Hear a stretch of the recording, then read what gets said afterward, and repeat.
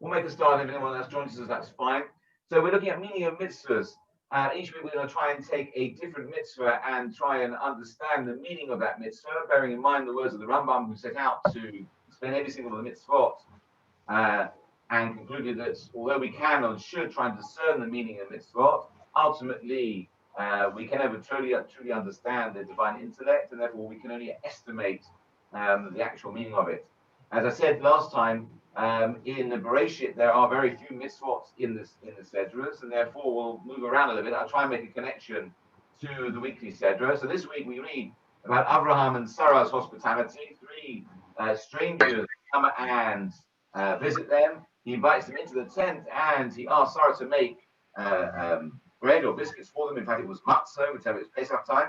But what's interesting, it says that Abraham ran to his flock and he took a calf, he took a tender and young calf, and he gave it to the youth to prepare it. And then it says, he took butter and milk and the calf, and he placed it in front of the men. The other question is, milk and meat. How can he give them milk and meat? Well, first, the easiest answer is the Torah hadn't been given yet. There's no prohibition of milk and meat at that time.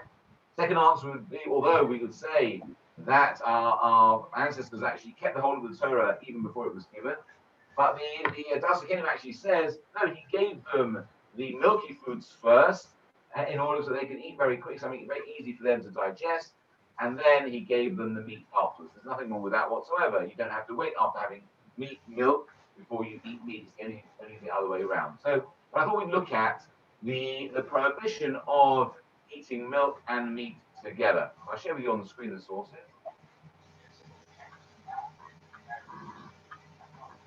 Okay, so as I said, you have to wait until you get into Sefer Shemos, book of Exodus for that mitzvah. It's in Parshas Mishpatim. But we know it's also repeated in Parshas Kitisa as well. And in fact, 3 times the Torah tells us those famous words. So the Pasuk reads, the choice of your first fruits of your soil you shall bring to the house of Hashem your God. You should not cook a kid in its mother's milk. So that is the source of the prohibition of meat and milk. And as I said, this mentioned actually the same phrase is mentioned 3 times in the Torah, and that is why Chazal understood that there's a prohibition not to cook meat and milk together, not to eat a mixture of meat and milk together, nor can you benefit from any mixture of meat and milk. So we're going to try to understand firstly why is this prohibition of meat and milk? Why are we forbidden to eat mixtures of milk and meat, cook them together and benefit from them? And after that, try and understand why did the Torah repeat it 3 times, and why does it say lot of Asher? Why does it use the language of cooking a kid in its mother's milk? So firstly, to understand this idea of why are we forbidden to eat milk and meat. So let us follow a classic commentary on the Torah. Lot of Asher Gedi, K'maaseh b'nei necha, v'choshvim lahasik b'zeh ha'atzach, the perus of a mikveh. He said the Torah prohibited us doing this because this was the practice of some Gentiles. They used to cook milk and meat together. They would cook a kid in its mother's milk, believing that it guaranteed them, it assured them success in raising fruit and cattle. So they're taking from the animal kingdom, and it was not really the fruit kingdom, but milk really is the fruit of its mother, right? It's the produce of the mother animal. And therefore, they believe that if you put the 2 together in some way, that was a way of generating divine favor, but obviously not God's favor in terms of our God, but in terms of the idolatrous God. So there we see an idea that it's in order to dissuade us from copying the practices of other nations. And that actually explains why the other Mepharshim, we haven't got time to look at it now, but otherwise, other commentaries explain why particularly does it mention this prohibition after this idea of bringing the first fruits. And they say again, because once we're involved in bringing offerings to God, we were very concerned that people may then try to include in that offering the types of offerings that other nations did as well. To avoid that, it was kept away. Okay, let's go a little bit deeper. So based on that, says the Sefer HaChinuch. The Sefer HaChinuch is a 13th century work by an unknown author, in which he goes through all of the Torah and explains every single one of the mitzvot in the parsha in which they come. So he says the following: the root of this mitzvah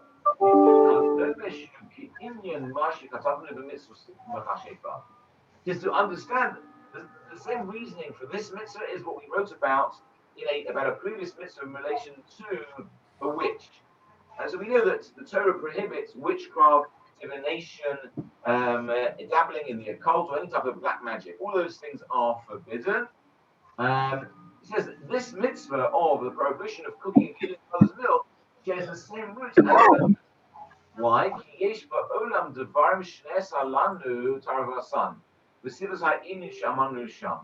There are certain things in this world that the mixing of them is forbidden to us. We're not allowed to mix or dabble or be involved in certain things in this world.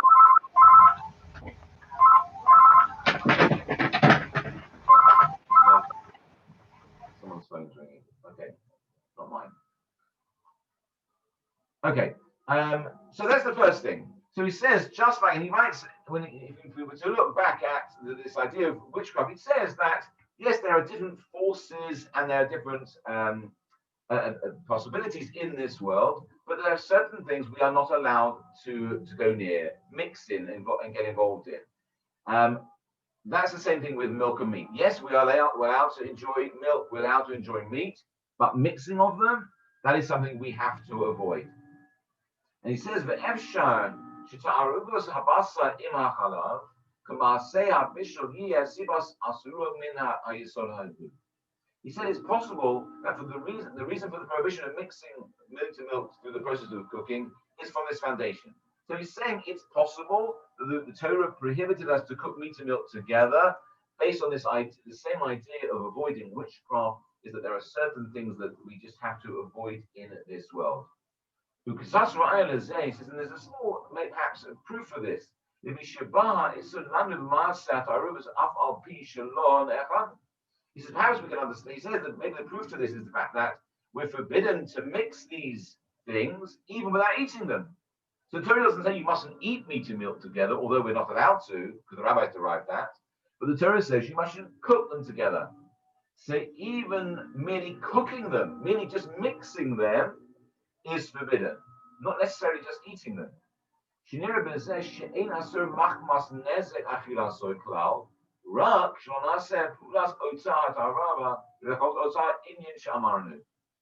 it's not. So this straight out he says that the prohibition of eating meat and milk together is not because any damage it could cause to us. So this totally dispels what people think.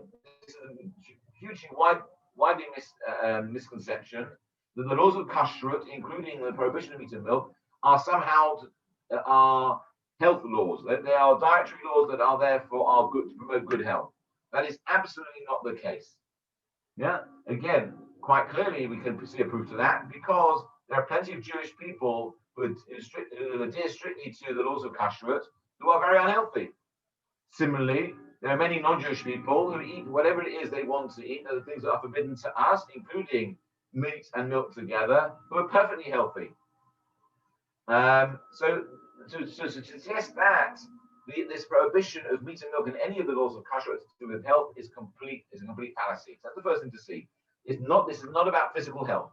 There is some sort of spiritual aspect to this, and connected to this idea of witchcraft, which things we may not know about, we have to avoid. So the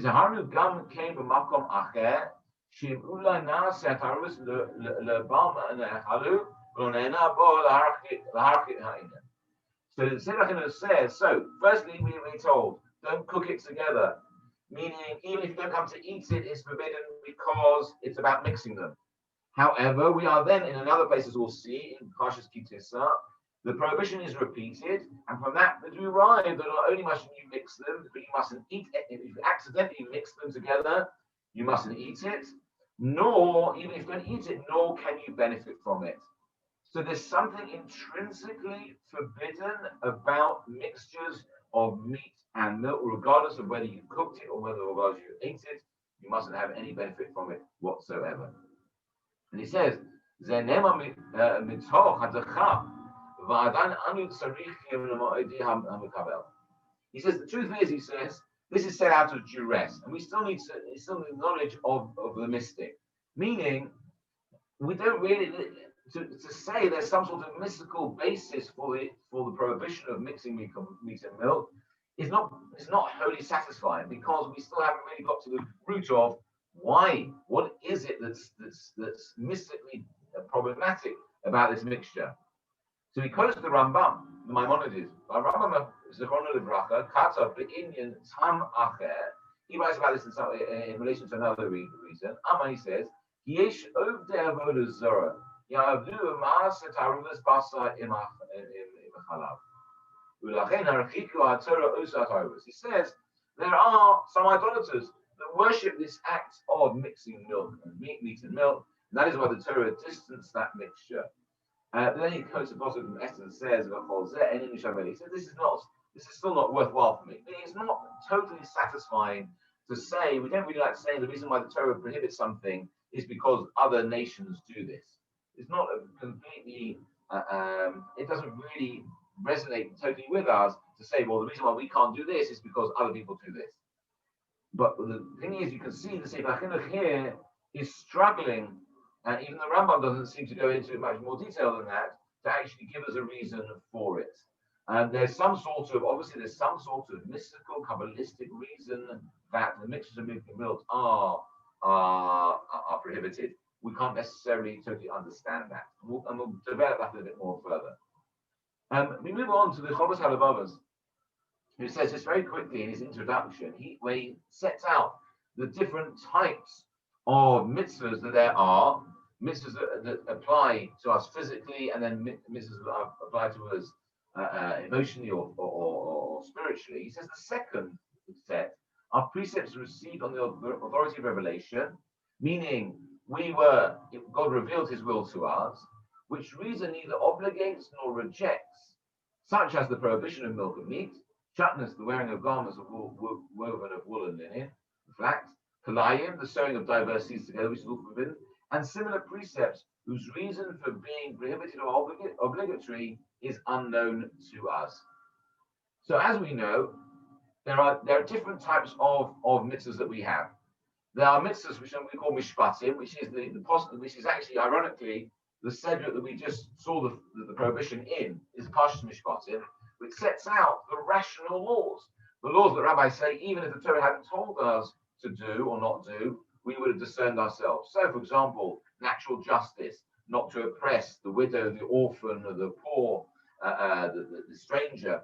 All those things are mishpatim. They are justice. They are things that we would be able to understand, that they make sense to us. However, there's another set of mitzvahs known as chukim. They are statutes, things which God told us to do or not do, but never actually revealed the reason for them, and we, with a limited intellect, are unable to understand why. Again, you give it. Now, I guess that's not totally satisfying to be able to say, well, God told us to do it, and we can't understand. It's very difficult for us to be able to accept that, because as human beings, we like to be able to. We only like to accept things that we can measure and understand and make sense of. It's very difficult for us to be able to say, you know what, God had a reason for it. We can't understand that reason, but we do it anyway. And we recognize that is very challenging. But you see, we try and find an analogy in life. There's lots of things. When you buy an electrical appliance and you read the instructions, how it works, do you totally understand how it works? No, not necessarily. You accept that the designer, the architect, the technician has a superior knowledge of this item. You follow those instructions because that's what you want to do in order to make the item work. It's the same thing. God, when he created the world, set in an order that makes sense, and sometimes only to him. And part of being our humility is to accept that sometimes we can't totally understand why that is, but we accept it because we discern that is the will of God, and that is the purpose. There is a purpose to it in order that we and the world function in the way that we are designed to do for all our benefits. And Rav Hirsch, in his work called The 19 Letters, now Rav Hirsch in the 19th century was faced by the rise of the Reform movement with a small r, and he wrote a defense of Orthodox Judaism. And in it was called The 19 Letters. And in it, he writes about, and again, he goes through the different categories of mitzvahs that we have. As I said, one category is we have mishpatim, natural justice laws, but we also have chukim, arbitrary or apparently inexplicable statutes. So he says the thing here: the same thoughtful regard which you show to man, show as well to every lower being, to the earth which bears and sustains us, to the world of animals and plants, to your own body, to your own mental faculties, to your ego, that which is most of all your own. It is the same justice which you owe to other human beings. What in the case of the mishpatim results from the concept of identical personality, flows here from the fundamental notion of equal subordination to God, who defends all which is lower in order and subject to you against your caprice and the abolitions of unregulated will. Okay, now to translate that into English, because that came from the original German, what is he actually saying there? He's saying that in the same way that we are able to accept those laws which make sense to us, we also have to be able to accept those laws that don't make sense to us. And we accept them equally. And he goes on, he says, your duties towards humanity are more intelligible to you simply because you have only to think of yourself, your own views and feelings in order to recognize and sympathize with the demands and the needs of your fellow human being. So it can make sense when the Torah says don't steal, we can understand why we shouldn't steal because we don't want someone to steal from us. That's quite simple. However, if we're told don't eat milk or meat, well, we don't necessarily understand how does that affect me. We can't. It doesn't make sense to us, and therefore the danger is we would reject it. Here he's saying is don't reject things just because they don't make sense to you. He goes on. Could you put yourself as thoroughly in the place of other beings? Could you even understand the conditions of the union and combined activity of your own body and soul? You would find it as easy to comprehend chukim mishpatim. So he's saying that yes, mishpatim are easy to understand because we are human beings and we understand the feelings of other human beings. Chukim, if we were able to put ourselves in the position of other beings and ultimately God Himself, we would be able to understand chukim as much as we can understand mishpatim. The fact that we can't, that's why we can't understand the chukim. So they ask of you, so these chukim, these laws which don't have a discernible reason, they ask you to regard all beings as God's possessions. Destroy none, abuse none, waste nothing, employ all things wisely. The kinds and species of plants and animals of God's order, mingle them not. And that's really the key phrase here. Yeah, that if God wanted certain things to be mixed together, if He wanted there to be a plant made of wool and linen, if He wanted to be a material like that, if He wanted seeds to be crossbred, He would have created it. If He wanted there to be in this world a mixture of milk and meat, He would have created that. The fact that He didn't means that some reason God has for not doing so. And if it's not for us to come along and say, you know what, we know better, we'll do it. All creatures are servants in the household of creation, respecting the feelings and desires of beasts. Respect the body of man even when the personality has departed. Respect your own body as a receptacle, messenger and instrument of the Spirit. Limit and subdue your impulses and animal actions under the law. God, that they be used in a manner truly human and holy for the upbuilding of the holy purpose of the human race. The man sink not into a mere beast. Respect your soul in nourishing your body. Give the latter only so much and such food as will permit it to be a pure, obedient messenger of the world to the soul to the world, but not as such as to produce sluggishness or sensuality. Therefore, conceal and elevate. Do not esteem too highly thy animal part, in order that in the end all contradictory dispositions be eliminated from you, and even the beast-like become truly human. Finally, respect yourself in your purest emanation, your word. Okay, so very poetically, what he's saying is that These things everything was created for a reason, for a purpose. We have an obligation, just we have an obligation to respect our fellow human beings, to respect ourselves, and to respect all these other creations in this world, and not to mix those things that weren't made to be mixed. An animal, a mother, was not meant to be mixed together with what she produces in order to sustain her young. It's meant to come out of her body in order to go into the body of another, not to be mixed together with her body or with the body of her young.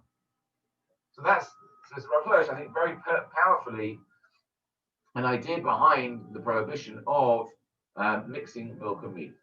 We now go back to in time we've got about 5 more minutes left. In time we go back to the Sefer HaChinuch and go further on now. So that was when we first saw it was in mitzvah number 92. But if we go forward to mitzvah number 113, it's the same mitzvah, not to eat meat and milk together. It's in Parshas Kitisa. So not to eat milk and meat together, they've been cooked together. As the verse says, you should not cook a kid in its mother's milk. And this verse comes to prohibit eating and benefiting from milk and meat. So now this is moving on to the second point, which is why does the Torah write it 3 times? Why does it say do not cook it? Why doesn't it just say do not eat it or do not benefit from it? What's the need for 3 times? So it says, don't let it be difficult for you.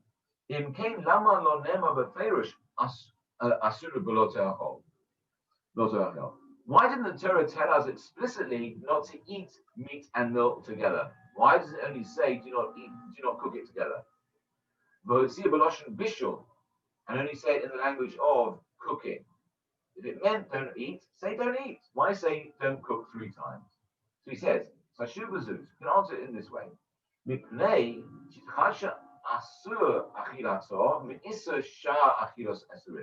He said there is something different and novel about the prohibition of eating milk and meat together than there is in all other forbidden foods. There are many other things that we aren't allowed to eat. But there's something specifically different about this. Because when it comes to other forbidden foods, a person is only liable for having eaten them if they benefit from eating it. Meaning, if you ate it and you enjoyed it, you had the normal physical sensation from eating it, only then will you be liable. However, when it comes to meat and milk, if you merely swallow it without benefiting from it, you don't enjoy the taste of it, you merely swallow it, and you swallow it and it's so hot that it actually is unpleasant. The surif garano, and it actually burns your throat while you're eating it. So there's no pleasure whatsoever, no benefit whatsoever. Who cares when any other similar way of eating without pleasure? There's no benefit from it. Nevertheless, you would be held accountable for having eaten it. As our sages said, the Perek Sheni of the Gemara, that's the very reason why the Torah didn't write it as do not eat. In order to tell us that you'll be held liable for eating it even if you didn't benefit or enjoy it. So let's explain again. If the Torah had written do not eat meat and milk together, that would only be held accountable if we enjoyed eating it together. How would we know that we'd be liable if you didn't? Only since the Torah says, or Tavashel, do not cook it. And it wrote it 3 times so we can learn not only mustn't you cook it, but you mustn't eat it, even if there's no hana, even if there's no benefit or enjoyment. And thirdly, you mustn't benefit from it, meaning you can't sell mixtures of meat and milk. However, he says, in the Komakom, nevertheless, if you were to eat it in this way without getting any enjoyment from it, you wouldn't be held liable for it, meaning you wouldn't be punished for it. However, merely the Torah is, by putting it in the language of do not cook, is telling us that it is prohibited. One is forbidden to do so. It's all about the mixing. Okay, so we carry on in the Sefer HaChinuch. He goes a bit further. There's now another question.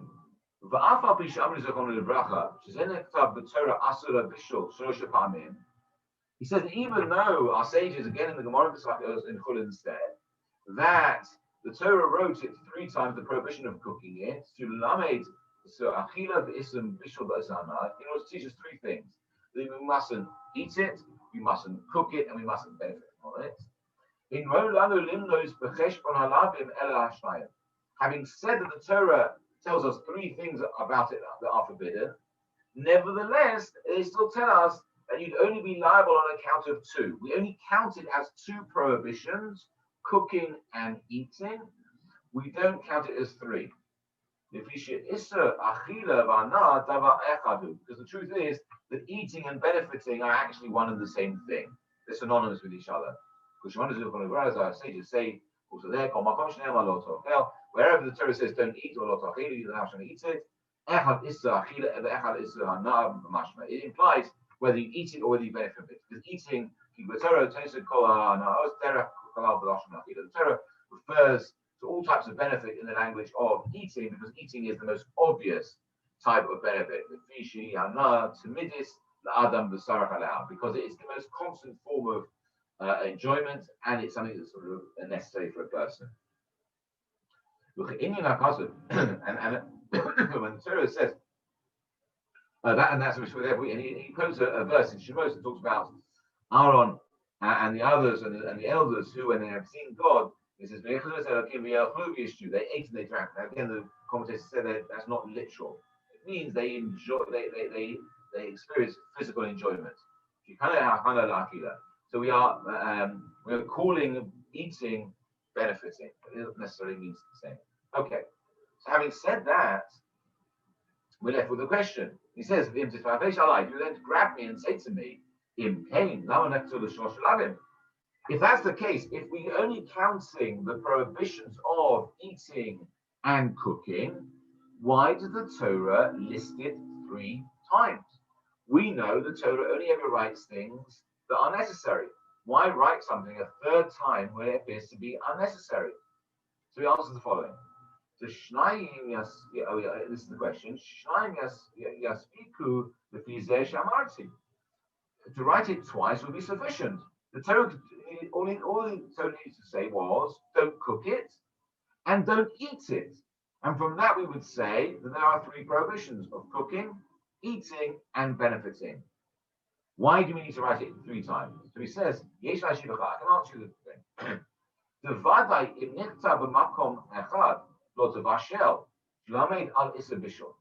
If it's written in one place, don't cook, then we'd learn you mustn't cook it, the prohibition of cooking.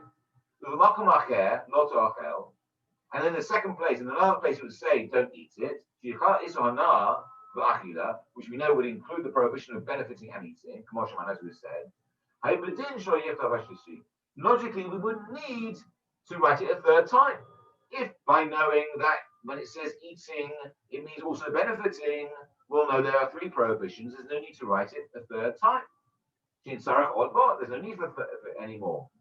Because we'd already know that eating includes benefiting from Lot Ochel, which we said is what we principally have in our hands already. About Aksha, however, now, however, since we know we don't, the Torah doesn't say Achila anyway, it doesn't say you mustn't eat it, it says you mustn't cook it 3 times. Since the Torah doesn't say you mustn't eat it, we can't learn that you mustn't have benefit from it. Only once it writes it a 3rd time. Since the Torah wrote, do not cook 3 times, we can learn, do not cook, do not eat. And the 3rd time is to tell us, do not benefit from it.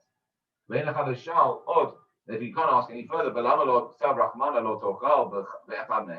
you say, oh, why not write one of those 3 at least? Right, do not eat it. And it'd be enough with 2. He says, because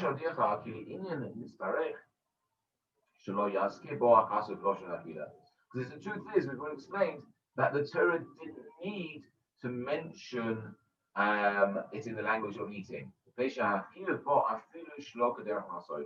we said it's not just about eating. We said even if eating it in not the normal way, we need to know that you'd be liable even for eating it not in the normal way. If it only written it, do not eat, we would have thought, you only held accountable if you eat it and enjoy it. But if not, not.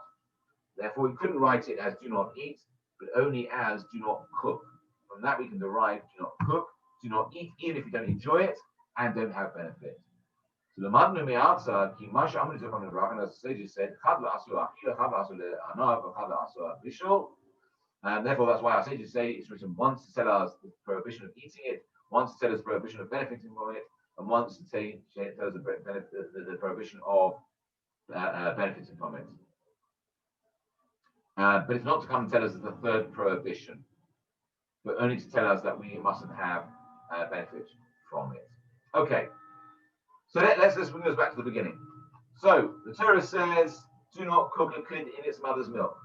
We've explained, well, we've seen how the truth is. We don't really know why that is the case. We know that other nations used to do that, and therefore to avoid doing that, we were prohibited from doing it. Sefer Chinuch says that there's some idea related to the reason why witchcraft is prohibited. There's some sort of mystical basis for it, that we mustn't dabble and be involved in mixing things together that are meant to be mixed together.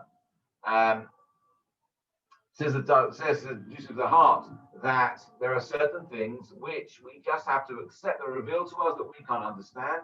Similarly, as Rav Hirsch says, these ideas chukim, that God set the world in a certain order, had a good plan for it, meant certain things to be mixed together, some things not to be. We have to respect that. If something isn't meant to be mixed together, we shouldn't come along and mix it together. Even if we don't understand it, we have to respect it, like we respect the laws. Just as we accept the laws that we can understand, so too we have to accept the laws that we can't understand.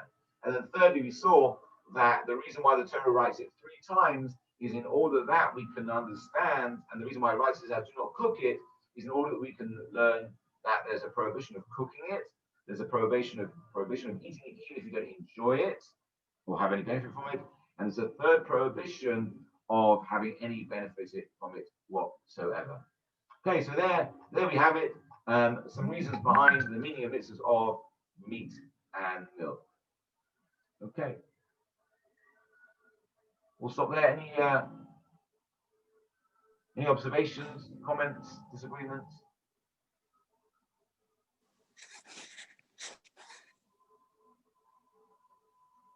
No. Okay.